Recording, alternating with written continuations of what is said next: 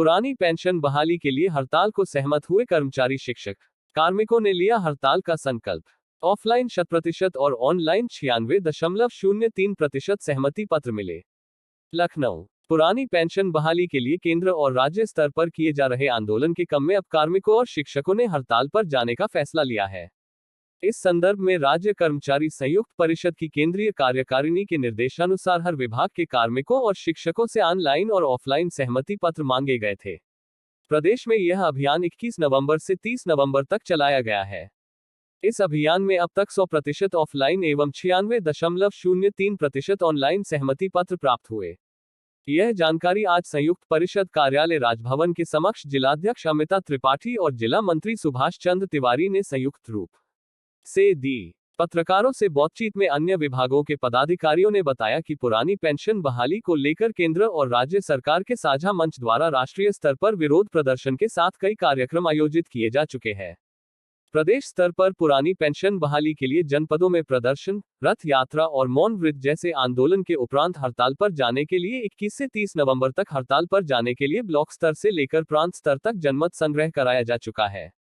पुरानी पेंशन बहाली के लिए पूर्व में लगभग 2 करोड़ नागरिकों द्वारा महामहिम राष्ट्रपति महोदया को पुरानी है विगत 21 जनवरी 2023 को नई दिल्ली में संपन्न राष्ट्रीय पेंशन बहाली हेतु पिटीशन भेजी जा चुकी। अधिवेशन में सर्वसम्मति से निर्धारित किए गए कार्यक्रम के अनुपालन में पुरानी पेंशन योजना बहाली की मांग को लेकर निरंतर जनसंपर्क, मशाल जुलूस, पेंशन रथ यात्रा आदि के कार्यक्रम प्रदेश के कार्मिकों एवं शिक्षकों द्वारा किए जा चुके हैं।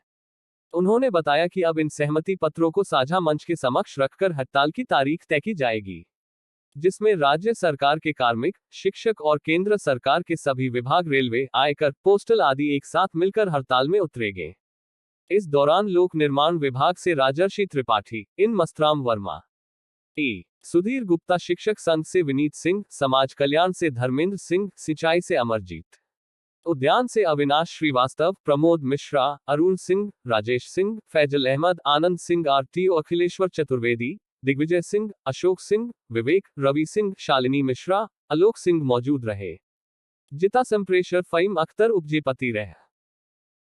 नाम है इसके बारे में बताइए। देखिए, इसमें हमारे परिषद से जितने भी लगभग 160 विभाग हैं वो इसमें शामिल हैं। बाकी ये हमारा केवल परिषद का वो था, लेकिन हमारे ये जो एनजीसीए का कार्यक्रम पुरानी पेंशन बहाली को लेकर, इसमें हमारे केंद्रीय संगठन भी हैं, हमारे शिक्षक भी हैं, तो ये सभी को मिलाकर ये पूरे भारतवर्ष में चलाया जा रहा है।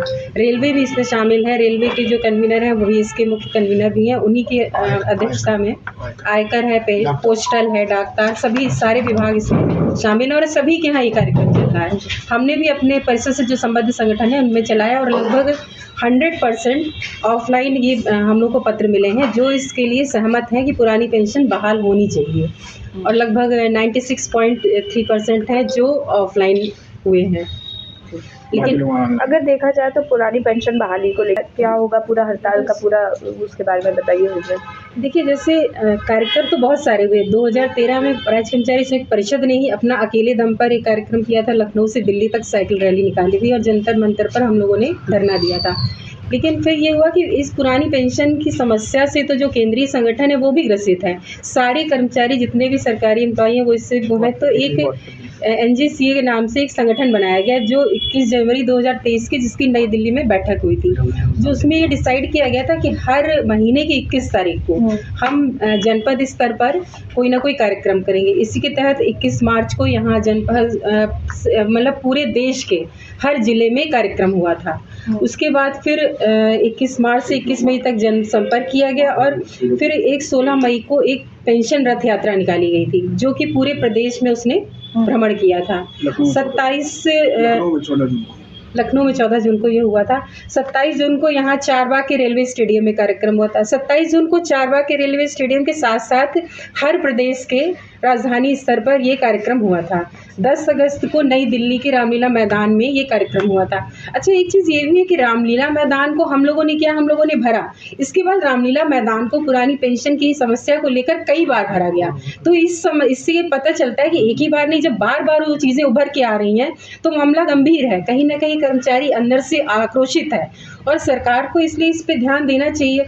कहीं ना आपने जुडिशरी को आप दे रहे हैं पेंशन, चलिए ठीक है उनको दे रहे हैं, कोई बात है, इनको भत्ते मिल रहे हैं, लेकिन नेता वो तो समाज सेवक है ना, उनको पुरानी पेंशन और भत्तों से क्या मतलब। हम कर्मचारी पूरी उम्र नौकरी करते, जब बुढ़ापे में हम किसी कार्य करने के लायक नहीं रह जाते तो आप कह देते हैं हम पेंशन नहीं देंगे।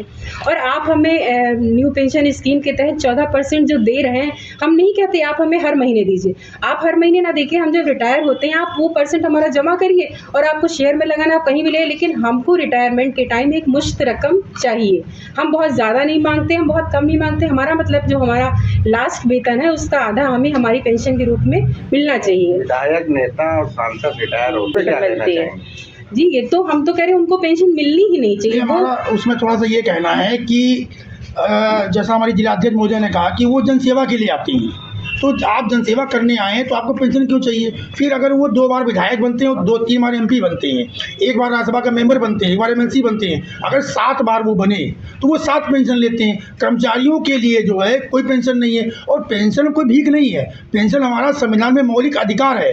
पेंशन हमारी राजा महाराजा के समय से, अंग्रेजों के समय से चली आ रही है, क्योंकि हम अपने जीवन काल का स्वर्णिम समय आप सरकार की सेवा में देते हैं। और एक बात होती है कि राज्य कर्मचारी कोई कार्य नहीं करते हैं। आखिर जितनी भी गवर्नमेंट की योजनाएं धरातल में हैं वो राज्य कर्मचारी द्वारा ही तो उनको अमल में लाया जाता है।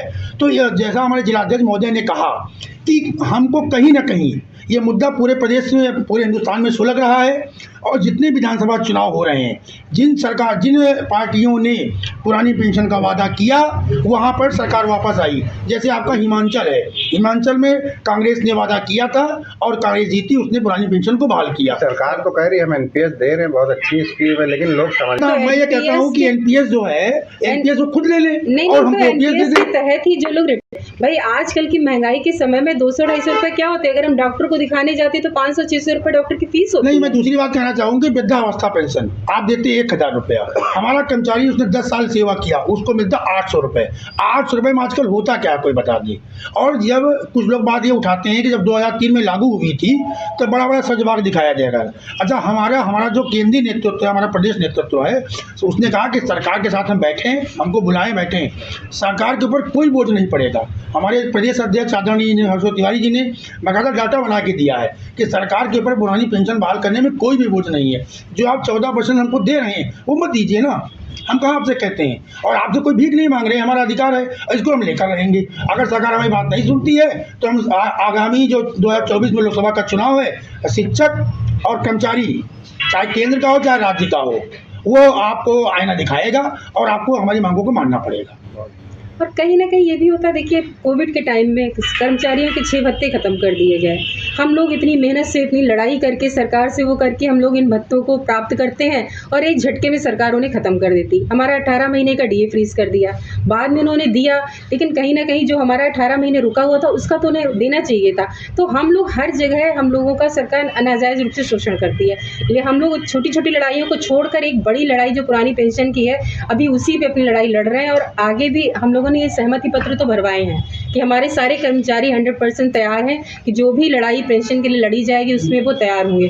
और हो सकता है हमारा अगर प्रांतीय प्रतिनिधित्व हड़ताल की तैयारी करता तो हम सभी लोग हड़ताल पे भी जाएंगे। देशव्यापी हड़ताल होगी। हाँ, पूरे देशव्यापी हड़ताल होगी। रेलवे, डॉक्टर जारी, चूंकि ये सहमति पत्र है, कल हमारे प्रदेश स्तर की वार्ता है, उसके बाद हमारी दिल्ली में बैठक होगी। हमारा केंद्रीय नेतृत्व जो है दिल्ली में बैठेगा, वो तय करेगा, वो आकलन करेगा, उसके बाद हम सरकार को नोटिस देंगे। वो जो डेट दी जाएगी जनवरी या फरवरी में जो भी होगा वो देशव्यापी हड़ताल होगी, और इसमें रेलवे भी होगा, रोडवेज भी होगा, आपका आवश्यक सेवाओं को छोड़ करके विद्युत। अगर वो हमारी बात को नहीं मानते तो आवश्यक सेवाओं को भी हम रोकने का प्रयास करेंगे। यानी पूरी तरीके से सरकार